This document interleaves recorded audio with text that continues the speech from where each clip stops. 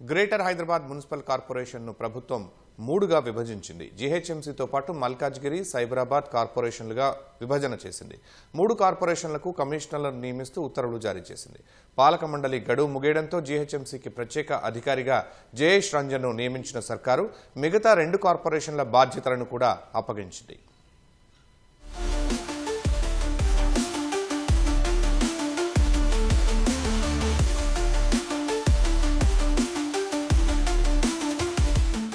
సమీప మున్సిపాలిటీల విలీనంతో దేశంలోనే అతిపెద్ద మున్సిపల్ కార్పొరేషన్గా అవతరించిన గ్రేటర్ హైదరాబాద్ మున్సిపల్ కార్పొరేషన్ను ప్రభుత్వం 3 కార్పొరేషన్లుగా విభజించింది.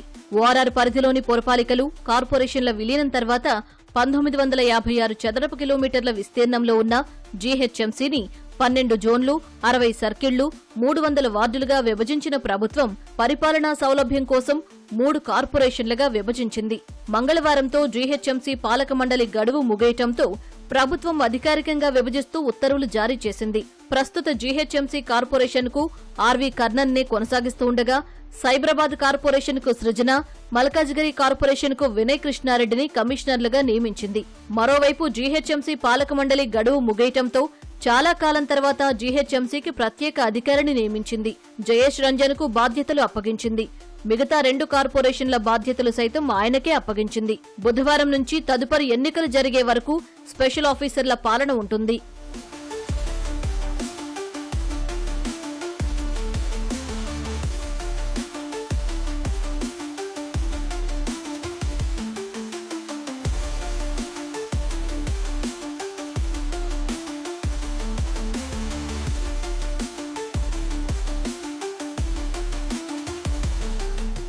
తెలంగాణ కోర్ అర్బన్ రీజియన్ పరిధిలోని 7 కార్పొరేషన్లు, 20 మున్సిపాలిటీలను విలీనం చేస్తూ గత ఏడాది డిసెంబర్ 3న ప్రభుత్వం మెగా జీహెచ్ఎంసీని ఏర్పాటు చేసింది. ఈ క్రమంలో వార్డులు, సర్కిళ్లు, జోన్ల సరిహద్దులు మారాయి. 150 డివిజన్లు ఉన్న పూర్వ జీహెచ్ఎంసీ పరిధిలో ప్రస్తుతం 248 డివిజన్లు ఏర్పాటు కాగా జనసాంద్రత తక్కువగా ఉన్న విలీన మున్సిపాలిటీలను 52 డివిజన్లుగా విభజించారు. 300 డివిజన్లతో ఏర్పాటైన మెగా జీహెచ్ఎంసీని పరిపాలనా సౌలభ్యంతో పాటు 1,34,00,000 జనాభాకు మెరుగైన పౌర సేవలు అందించేందుకు 3 కార్పొరేషన్లుగా విభజించింది. శంషాబాద్, రాజేంద్రనగర్, చార్మినార్, గోల్కొండ, ఖైరతాబాద్, సికింద్రాబాద్ జోన్లతో జీహెచ్ఎంసీని కొనసాగించింది. శేరిలింగంపల్లి, కూకట్పల్లి, కుత్బుల్లాపూర్ జోన్లతో సైబరాబాద్ కార్పొరేషన్, మల్కాజ్గిరి, ఉప్పల్, ఎల్బీనగర్ జోన్లతో మల్కాజ్గిరి కార్పొరేషన్ ఏర్పాటు చేసింది. పాత జీహెచ్ఎంసీ కార్పొరేషన్లో 70,11,000 జనాభా, సైబరాబాద్ కార్పొరేషన్లో 31,11,000, మల్కాజ్గిరి కార్పొరేషన్లో 32,52,000 జనాభా ఉండేలా విభజించింది. విభజన తర్వాత జీహెచ్ఎంసీలో 150 డివిజన్లు, సైబరాబాద్ కార్పొరేషన్లో 76 డివిజన్లు, మల్కాజ్గిరి కార్పొరేషన్లో 74 డివిజన్లు ఉండనున్నాయి. మెగా జీహెచ్ఎంసీ విభజన తర్వాత 12 జోన్లకు సరిహద్దులు నిర్ధారిస్తూ ప్రభుత్వం మ్యాపులను విడుదల చేసింది.